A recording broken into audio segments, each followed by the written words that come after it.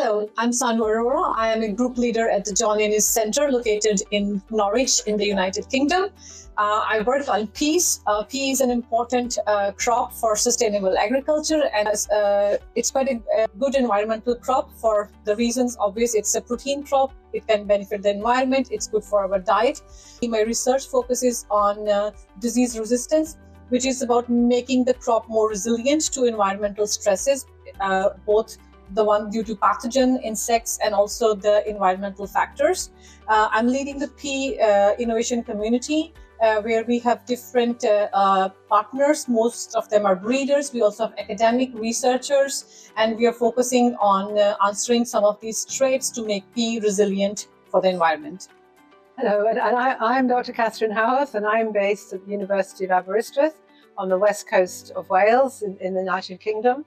And we're particularly interested in understanding the resilience of peas to drought stress. Well, we can measure this in controlled environments, in our gravimetric system, where we can control the amount of water that's supplied to peas. Because one of the major problems for growing peas in Europe is the reliability of their production. And from one year to another, you can get very good yields or you can get very poor yields, and this discourages farmers from growing them. So if we can solve some of the problems of biotic stress resistance and abiotic stress resistance, then we will hopefully benefit European agriculture in the future.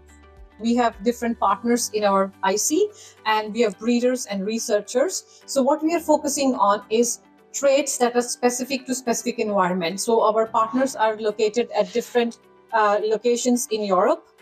I think we are covering a good conditions with respect to weather, soil type, etc. So for example, we are scoring the grain yield trait. In this case, the environment can have a big impact, but we are analyzing the same material at different locations. So what we're looking for material that could be suitable for different location, different environmental factors, and different stresses.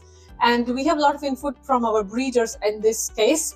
And the end goal that we have for the project is to identify some genetic information that could be used by breeders to develop crop which is resistant to these traits. Because it's very important that we develop new varieties that are suitable for different parts of Europe.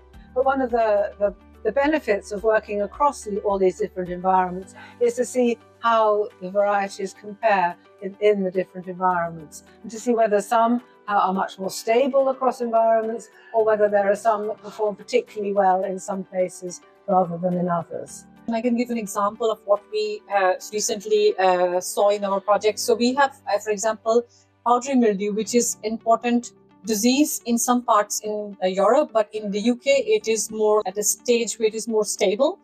We don't see a lot of that disease. So the material we evaluated at our location, it was fine, but then it was evaluated by our partner in northern Spain, and they found that 95% of the material was susceptible. We have only very few accessions that were resistant, but using all the technology that we have been developing in the project, we identified a new locus for resistance to powdery mildew in that area. So I think it's an example where you can have the same trait could be resistant to one location, but you need a new genetic information to tackle the disease in the new location. So that's something, it's an example where we could say, we have achieved something new in the project which was not known before.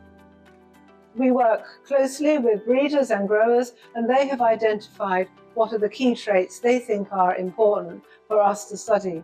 And one of the outputs of this project will be new breeding material and markers associated with these traits. So we have breeders' toolkits that can be used directly by plant breeders to develop new varieties. And we can test these by doing some preliminary crosses within the project and actually analysing the progeny from those crosses for the traits of interest.